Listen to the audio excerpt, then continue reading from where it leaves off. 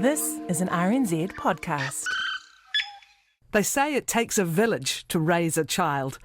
I'm Kathryn Ryan, and here we draw on my conversations with experts on 9 to Noon to help you navigate family life. As always, if you have questions for parenting, do send them through early in our conversation if you can. 9 to Noon at rnz.co.nz. Text us to 2101. Tweet us at 9 to Noon. How and when do children become left-handers or right-handers? Our guest is the Christchurch-based educator, speaker, author and founder of Moving Smart, Gill Connell. She says coordination in learning is vital to how the brain develops, determining how children think, feel, behave and learn. And there are lots of physical activities that can help with coordination. Gill's in our Ōtautahi Christchurch studio. Kia ora and welcome, Gill. Morena, Kathryn. Last time we talked, we touched on handwriting, but how and when do kids develop hand dominance in all its forms? It's a great question, and it's a burning question, I think, because I think many people want their kids to be right-handed because they perceive that the world is a right-handed world. But nature has another plan, and that plan is determined at birth. You are already either left-handed or right-handed. However, there is a process, a developmental process that children work their way through in the preschool years that helps that dominance to emerge. And it's pretty critical that we make sure that kids are free to develop this in their own time and through play. So I'd like to take you through that process. Please. So the first thing to understand is that coordination is a big part of this. And coordination, develops through the development of what we call midline development. So you can't see what I'm doing, but I'm demonstrating with my body. You have midlines that separate your body. So left and right movements, so left side of the body, right side of the body can move independently. Top and bottom can move independently. So you have a midline that organises that, and you have one that goes down the side of your body that allows you to do front-back kinds of movements. And when children are toddlers and in their early years, midline has not been established, so they're functioning in what we call the bilateral stage of development, and that means that neither side physically is dominant yet. Now, characteristics of a child who's bilateral are that they often enjoy they're best at doing mirrored kinds of movements. So you see a young child, 2-year-old, 2.5-year-old on a balance bike, and they love doing the mirrored movement with their feet. Both sides are moving at the same time. They would find pedalling challenging because they're not developmentally ready for that. If you were to observe a young child drawing or painting, you'd often see them change hands. So they would, on the left-hand side of the page, they would draw with their left hand, and then when they wanted to draw on the other side, they'd physically change hands with the pen, and that means that they haven't established dominance. You also see that quite often they have what we call a motor overflow. Now, this is really interesting to watch, and I get asked this a lot. But you can imagine a child trying to use the scissors, right? And say they've put the scissors in their right hand, and then the left hand is trying to do it at the same time. It's the so one both side, hands are working together. Yeah, they're mirroring. And that's a really great sign for us to know that a child hasn't yet established dominance, hasn't established midline. You also see quite often when kids are painting or playing with Play-Doh and their hands are moving, their mouth's actually mirroring what they're doing. So the mouth opens and closes at the same time. And everybody thinks that's hilarious. But what that is this motor overflow that means you can't isolate movement.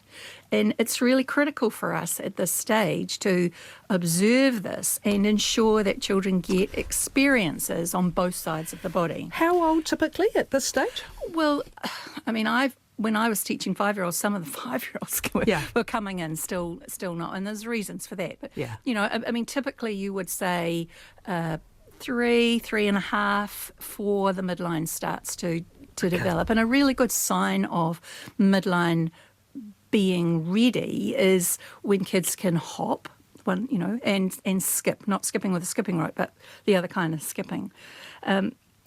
So that's the first stage. And then the next stage is what we call homolateral, which is one-sided movement. Oh, can I just go back a second? Of course. And just to say that when kids are in the bilateral stage of development, really critical that adults don't inadvertently, I guess, put a pen in a right hand or a left hand, that we offer children things like if the pens are out on the table, you just put them out in front of the children, not to one side. Same with setting the table, the spoon and the fork. Try to put it at the top and not predetermining that the spoon needs to go in the right hand and the fork needs to go in the left hand, because that will emerge over time and children will choose. It's really important to let them choose because they know more than we do what feels right. Homolateral is one-sided movement. So that means I need to keep one side of my body still while the other side moves. And that's really tricky to do when for instance, when you're writing. Lots of teachers say to me, kids have to sit at the table to write. And I find that when they're on the floor, or they put themselves in a comfortable position, they're much better with their writing. And that's often because they're struggling with the fact that they can't keep one side still. When you're handwriting, you usually have one hand on the table and the other one is doing the movement.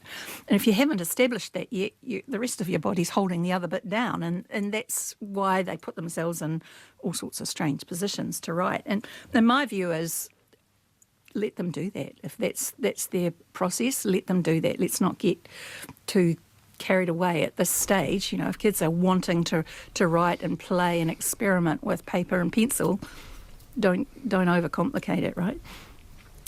And then there is the next stage, which is laterality, which is the opposition movement.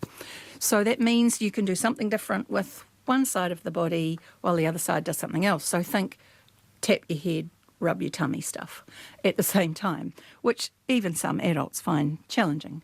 But that when you can do things like that, marching, opposite side of the body moving in coordinated time, climbing ladders, you see the children doing left hand up, right hand up, so opposition, crawling, skipping, all of those kinds of movements are a really good sign that dominance is emerging. So once they can get to that stage, then usually the dominant hand is starting to come to fruition.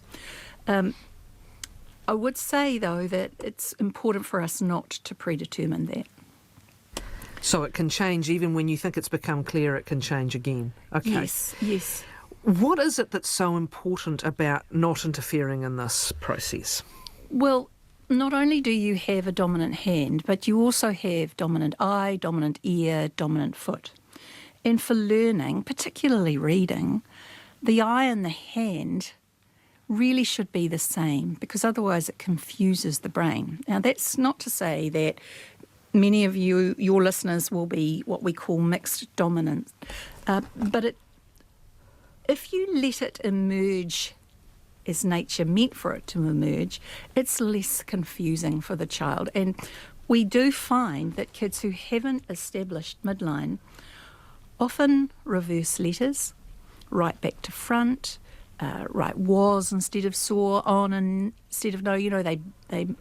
They get things muddled up. They write from the right to the left. The stage, most kids do that, but it is absolutely related to midline and coordination. So we're not just talking about a dominant hand, we're talking about a dominant side of the body that tends to work together. That's right. Hand, eye, foot. Okay. Yes, yeah.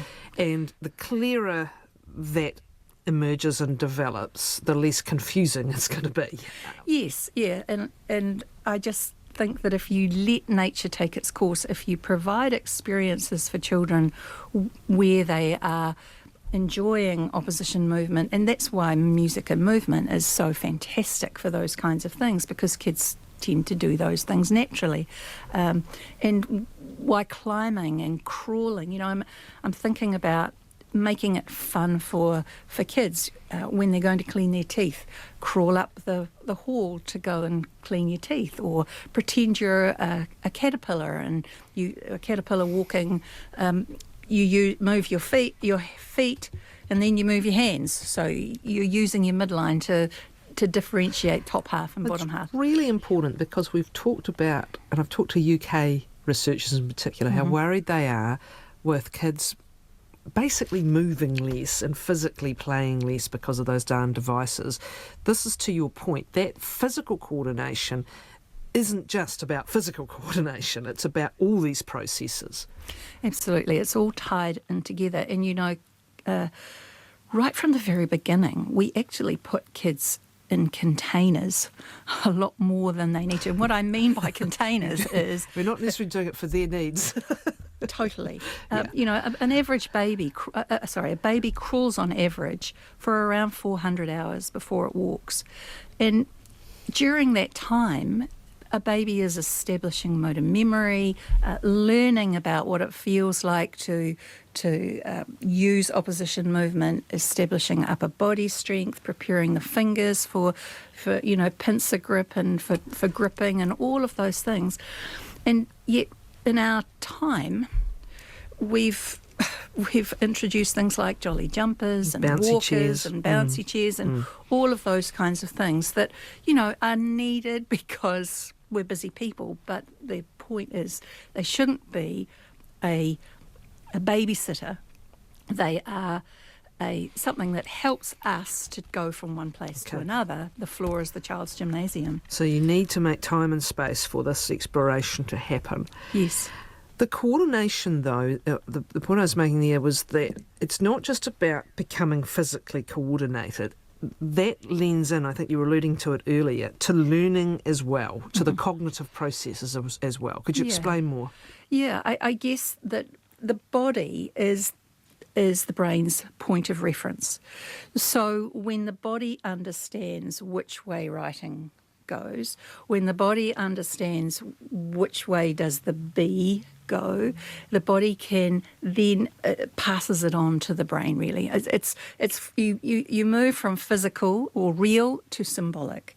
So kids learn all of these movement patterns that help establish an order in the brain, and that in turn helps them to differentiate, print, symbols, understand all of those things. Let's do some questions, because they're specifically about the left and right-handed of this at the moment, and then we'll talk more about how to develop coordination. I think you've alluded to this already. Some people can be mixed. This question here, when people ask if I'm right or left-handed, I have to say mixed, because I write with my right hand, I do absolutely everything else with my left. I feel left-handed. What would your guest call me? Apparently I changed hands between the left-hand side and the right-hand side of the page when I was learning to write. What would I call this person? There is a difference. Can I just say there's a difference between ambidexterity and dominance. So I would ask your listener to establish what is his or her dominant eye. And if the dominant eye is the same as the dominant hand, then the listener has established dominance. But what often happens is, for instance, I'm right eye dominant, right hand dominant, but I will deal cards left-handed. I will play knucklebones left-handed. And that's because it feels better. And that's what we call ambidexterity. So you can actually be both. You can be ambidextrous and have your dominance sorted. And it is important for us to differentiate between the two, because ambidexterity is advantageous when you're playing sport. But in the classroom, dominance is necessary for writing, for learning, for processing of the brain, the brain being able to process information. Just before we move on, because there's a couple of these again, and we're going to move into a sort of a broader topic, and they both relate to what might have happened in the past. There's one person saying that when, as a baby, showed left-hand tendencies, but mum put stuff near the right hand and a now right-handed person. Did that influence my right-hand dominance? Do you want to answer that one first? Without knowing the person, I would find that difficult to answer that question. Possibly. Maybe not, and I don't think we need to it's not life-threatening to have mixed dominance, but sometimes in that learning process, for instance, if the midline hasn't established, then it affects reading because the eyes are tracking across the page, and sometimes when the midline's not there, the eyes flicker and you lose their place, or they skip to the next line. So, I mean, every situation is different. The point is that if we let nature take hold of this, it's optimal. Yes. Yeah. Just one more though to leave the history behind, and then we will. This because of course there was an era where I think again kids were hit, weren't they, for sometimes for being left-handed, and there was this effort to change to right-handed. Here's someone who has. What are the effects of swapping naturally left-handed children? I was swapped at 6 or 7 when I started learning cursive writing. Being an obedient child, did what I was told. But my preference is for drawing, printing, sewing, crochets with my left. While being unnaturally ambidextrous has many advantages, I am disadvantaged by poor coordination. Right. Now, this is getting interesting, isn't it? It is. And it can affect people in many ways. Kids it's one of the reasons kids stutter. It's not the only reason, but it can affect verbal language. It can affect your coordination. It can affect your reading and the ability to be able to differentiate print on the paper. It can affect your eye development, or it may not affect you at all, and it may be advantageous. Yeah. So I don't want to be a scaremonger here. What I really want to say is that if your child is showing that they're going to be left-handed, let that establish naturally. Point taken. But the reason the coordination stuff is interesting is because this is to your next point, that this is part of a bigger picture. There are things that we can do, and physical activities that we can do to encourage children with coordination. Yes. Can you pick up, please? Sure. Music and movement is a fantastic, as I said, thing for children to get involved in at an early age. Even with young babies, you can put some good music on and move their arms gently, open and close them. One arm goes up, one arm goes down, bringing their opposite arm, opposite leg together. All of those things help to start to establish what it feels like to start moving in opposition. Parks where kids are climbing, tunnels at home, make it fun at home. Go to a store where they sell fridges and ask for a box that the fridges come in, and put them in your doorways so that kids can crawl through the doorways to go up to the hall to their bedroom. All of those kinds of play experiences are fantastic, where we actually get kids back down on the floor and doing the early movement patterns that help set this in place. Some parents might worry about kids hurting themselves. They're reluctant to let them take risks. Part of developing your coordination is doing things you haven't done before, and it's going to involve in some instances falling over, isn't it? I mean, you were talking about kids crawling, trying to stand or whatever. Yeah. Do we just need to think more broadly instead of trying to sanitise the environment and make everything safe? Understand that this is an important part of development again. Well, absolutely and optimally, we want children to be safe, but this is a broader topic. Really, it's more about, I believe, our attitude. You go to the park and you hear mums and dads and grandparents, and I can be guilty of this. Don't do that; you might hurt yourself. You hear them say, and what that actually does, if you think about it, is it's a very negative statement, and it is a statement that, if the child hears over and over and over again, can create a disposition that says, I better not try that because I might hurt myself. And your body language, even though you don't say that, can sometimes create that image in a child's mind. So I try really hard, and I teach people to think, to listen to what they say. And yes, you do want to be able to warn children of potential danger. But you can say something like, whoa, that looks really tricky. I wonder how we can do it safely. And when you say something like that, it then becomes a problem-solving experience for the two of you. And that teaches the child to become more aware of potential risk and danger. And it also relieves your need to Say something. to say something and your fear, you Yeah. know. It's really important about to give the message. Fear creates doubt, and when you start to doubt yourself physically, that can transfer into other areas of It's development. extraordinary to watch even quite young children and how sophisticated their dexterity, their coordination, even their peripheral vision is. And I'm thinking of, some of the gears, whether it's bikes or skateboards or whatever, or even younger than that, when they are, able to develop those physical skills, those coordination skills, those reading and judgment skills in movement, they're incredibly sophisticated at it. They are, and I think you've hit on something really important, that the physical will then move a child seamlessly into other areas. They'll be able to transfer that learning that they learn physical, because when you do something, it is embedded a lot more than if you read about it, or I'm a kinesthetic learner. I'm sitting here using my hands and demonstrating everything to you, because that's the way I learn best. And I think that children should be encouraged to try all of these things physically, because it creates attitudes to learning as well. When you can do something physically,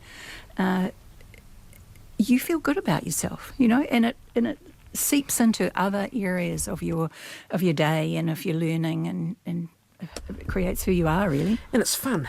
Absolutely. Yep. Jill, thanks very much. Oh, there's one more question, actually. Okay. Was watching my granddaughter try and use scissors. She's left-handed. Can you buy left-handed scissors, as she couldn't use the scissors in her left hand? She's 5.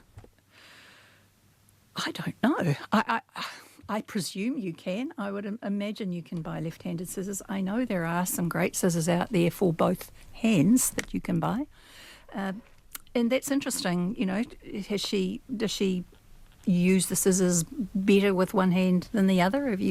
Because blade is is different. I think you can buy scissors that are for both one sides. bit's bigger, isn't it? Yeah, Yes. one bit of the loopy bit where the thumb goes is bigger. I think that's what it might be about. Does she open her mouth at the same time? Hey, look, we all do that. Yep. What do you do when you put your mascara on? Come on, you open your mouth, don't you? Absolutely. Thanks, Jill.